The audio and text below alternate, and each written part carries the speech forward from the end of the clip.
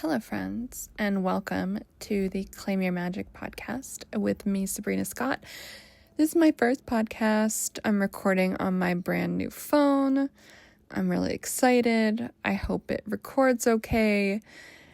It's been a minute since I recorded one of these for y'all, and one of the reasons is my old phone was just literally completely full. Like, it had no room for anything else left on it. And so, of course, there was no podcast and also not many new photos or much new anything because I was just surviving and living life with a almost dead phone. So anyway, finally I've got one. I'm hoping the sound is okay. I'm really curious if it's going to be much different from what you guys are used to. So let's see. So welcome. This is the Claim Your Magic podcast with me, Sabrina Scott. And of course, the longer version of that is Claim Your Magic and Change Your Life. And what I'm especially interested in here on this podcast and in my work in general is helping people unlock that light of authenticity and fire and inspiration and passion for life that is really inside every one of us. Like, I really don't feel like it's ever fully lost. I feel like for many people, it just gets buried and pushed under the rug or something. But I do think with enough poking and prodding and sometimes coaching or spirituality or any of that stuff, our magic can really come out and our life can get a bazillion times better. And so if you're new to the show, if you're new to my work, I mean magic, of course, both literally and figuratively. I am talking about witchcraft, and I am also talking about the other type of magic, which is, I guess, a little bit more metaphorical, like the zest, the spark, the oomph, like that little something that people who are in love with life and themselves and just existence and everything and everyone around them, those people that have that little something special that a lot of people envy or wonder, how did they get that way? That is the special spark of magic that I really love. And that's what we do here. But today, I have so much to talk about. You guys, I guess the Cliff's Notes on some of what I've been up to before we get into the actual topic of this episode. All right, where do we start? So we did a successful Kickstarter campaign. So the Kickstarter at first was going to fail, and so I killed it and restarted a new one within 24 hours with a much lower goal. So I learned a lot from that process, and I'll probably make another episode about what all I learned from that. We will see. The Kickstarter money has not hit my account yet, so fingers crossed it does, and like everything is all good. But it's definitely was a trip. I think we ended up getting 50 backers, which, hey, I'll take it. No complaints from me. It honestly feels like a massive, I don't know, big, exciting, emotional thing. So that book, Body Magic, will be out in March is the plan, hopefully, fingers crossed, hopefully for the spring equinox. That would feel super special if that ends up happening. I would just really love it. So fingers crossed. There's no drama with Canada Post is going on strike right now. It's the big postal service here up in Canada. And hopefully there's no trouble with my printer that I've chosen, which is in the States. So we'll see. Fingers crossed. Hopefully everything goes amazing. And I'm just so thankful for everyone who has pledged. So thank you so much. You guys are so good. And I will be in touch really soon about just double checking what names people want to submit for the acknowledgements. One person did request to add someone, and someone else was like, actually, can you not put me in the acknowledgements? Which I totally get. Not everyone wants their name in a witchcraft book. Totally cool. Get it. But what else? I also released a book of poetry, which I probably should do another episode about soon. But that is a book of poems that were mostly written like 11 years ago. So I'm trying to think what years this all would have been. So I guess 2013 until about 2018, 2019 was when this whole stuff was written, and obviously it's been a little bit edited over the years as clarity and maturity settles in. But most of it is just as it was, as it kind of flowed out of me in that really crazy, emotional, and traumatic period of my life. And so if you guys did not see already on the internet, the book of poems is called Rapeseed. And I'm sure you can probably do the math on what the book is about. Basically, healing from some certain violences that occurred in my life when I was in my early 20s. And it sucked. And what's crazy is I almost never think about it anymore. And so it seemed like a really good time to just revisit a lot of that poetry that I wrote back then. And the poetry really helped me survive. Like, it really did. It helped me just get all of that shit out of myself, that gunk. It was a bit like an exorcism. And I'm sure I'll talk about that more in a future episode. But it really helped me get through what the fuck I was going through and how mad I was at everybody and how betrayed and alone I felt and how much the whole thing just sucked. And yeah, I don't really think about it that much anymore. It doesn't really affect my day-to-day that much anymore, though of course there was and is definitely a before and after that event. I'm sure that's relatable to a lot of people, but not in the way that people think, you know, and I know I'm being a little bit vague here, but the before and after for me is like, oh, a lot of people really don't give a fuck. And that, for me, it's something I'm glad to know. You know, I'd rather know than not know that most people don't give a fuck about violence against women. That was a educational thing to learn. And I also learned that a lot of women are too in their trauma to be of any use to anyone else who's in their trauma. And it was a ride. And part of my reason for publishing this book is that I wanted anyone who was still in that space to know that you're not alone in the rage, you're not alone in the feelings of abandonment, and yes, it absolutely sucks so much, and it won't be forever. Like, yes, it did take a while for me to recover from that shit, but I did. And, you know, at the time, I absolutely felt like it would never happen, like I would never recover, like it would never get better. And so I hope that this book, and comparing that book and everything that's in it to how I feel now, I really hope, and how I show up online and who I am now, I really hope that a lot of people, just whoever needs to hear that, I hope they see it, I hope they hear it, and I hope that it inspires people to write poems and share their experiences if that's what they want to do. So that's that. So what else? This episode, what I actually want to talk about is something different entirely. And I want to start off by saying that I'm not going to name names. It doesn't really fucking matter. As that it is just not the point. So don't ask me. I'm not going to tell you. So I was very graciously and kindly asked to review a book that has been written, and I was given half the book basically to read and to basically comment on, give my thoughts, and help this publishing house decide whether or not this was a good book, a book that they should publish, a book that they should go forward with. And I read it, and I'm sure the person who wrote it was incredibly sincere and well-meaning, and I'm sure this person fully believed everything that they wrote, and I get that. That's their perspective. Not every book is supposed to make everyone happy. Not every book is for everyone. Not every book speaks the full multiplicity of existence. I totally get it.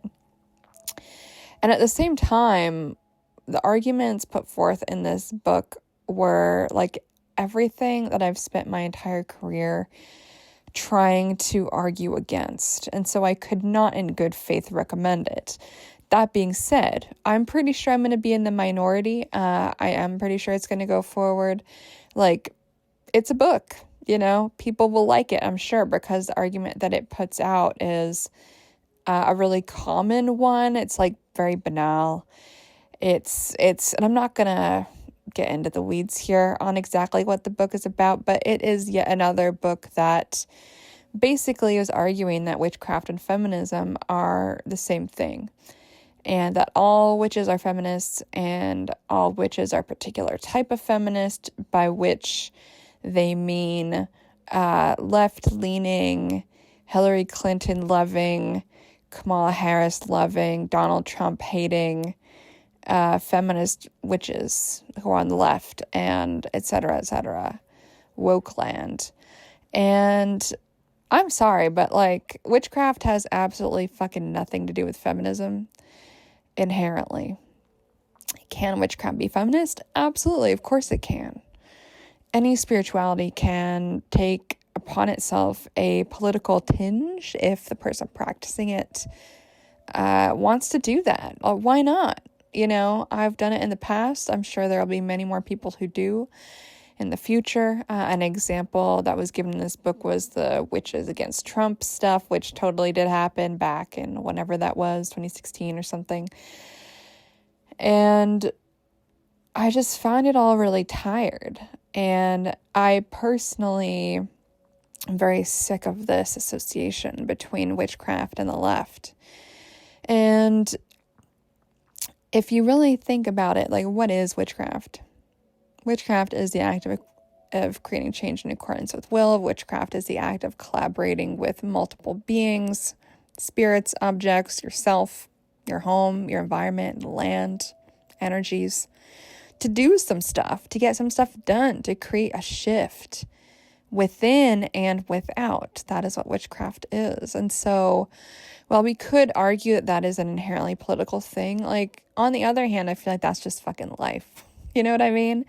And if we look at it historically, witchcraft has really always been about survival. And yes, often there has been a witchcraft from below, but there has also been a witchcraft from above. And if we look at the history of witchcraft, yes, we do see folk practice. We do see oral practice, hand-me-down witchcraft through the ages. But we also see a very elite grimoire book tradition of magic as well. We see both of these things. And like any tool, like any art form, like any creative thing and way of doing, it can be like funneled towards this or that political aim, of course.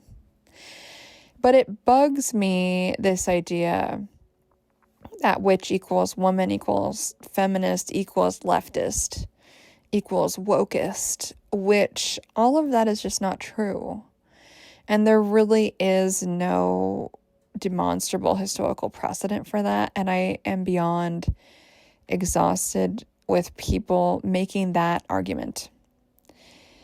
Because, not all witches are fucking lefties. I have been a conservative for the last 4 years, and that's just how I feel. And I'm sure I'll be writing a lot more about that over the coming months. I think the next year I do plan to write a bit more about this. Like, what does that mean to me? What does it mean to be a conservative witch? How do I live with myself? How do I sleep at night? All of these things, often with multiple cats asleep on me. So I'll say that. I have one cat lying on top of me right now and another cat literally hugging me. It's the cutest. So I'm doing great regardless of my politics, okay? And that is something I want to talk about a bit, right? Because there is this mass syndrome right now where if you are not a card-carrying woke member of Wokelandia, at the moment, you basically get demonized as evil and like having no soul and all of this craziness. And so I do think we need some sober discussion of spirituality and politics that doesn't just abandon the topic when it gets interesting, which is often what I see happening And a lot of these essays and books, and there's a dime a dozen fucking books that talk about witchcraft and feminism being the same thing. And it's a free country. I am all for people writing the books that they want to see in the world. I am 100% for people writing books that reflect their perspective. I think that is the whole point of creative expression, writing books. I am personally not going to make art that reflects the perspective of someone on the other side of the world. That is not my work to do. I'm going to do work that speaks to my experience, my perspective, and my life. And if that happens to resonate with other people, then I find that absolutely wonderful. But I'm going to do the work that is mine to do, right? And I'm okay with other people doing that too. I'm okay with other books existing that I disagree with. I think that's fine. I do think that for many people, apparently, witchcraft and feminism are the same thing. That's cool. Write those books. That's what people are doing. At the same time, it does bug me that this assumption is so widespread. And it's so widespread that it is basically a given. And people just assume that all witches feel this exact same way and that all witches must be fighting the same political fight. And it just isn't true. It just is not. And it's an uncomfortable conversation that, for me, it's not that uncomfortable. But I think for a lot of people on the witchy internet and a lot of people on the left and a lot of people who are maybe ex-leftists or who are in limbo, or there's a lot of people right now who feel politically homeless. Like, I think that's absolutely a thing that is going on. And I do think that spirituality can be a way to work through politics and to enact politics. Absolutely. But to say that witchcraft and feminism is the exact same thing, or to assume that all witches feel one way politically, is to completely and fundamentally misunderstand what witchcraft is at its core. And witchcraft is something that is compatible with so many different things. The same thing that makes witchcraft compatible with leftism and conservatism, people on the right, is the same thing that makes witchcraft compatible with, let's say, Wicca and Christianity or Buddhism or atheism. Witchcraft it's a toolkit. It's a way of being. It's a cosmology. But it's a cosmology and a way of being and a way of doing that is compatible with a lot of different ways of thinking, a lot of different belief systems. And that's what's so amazing about it. And back a year ago-ish, I did have some people basically be like, you're a fake witch because you're not pro-Palestine. And I used to be pro-Palestine, but even when I was, people were calling me a fake witch because I wasn't in the streets like burning effigies.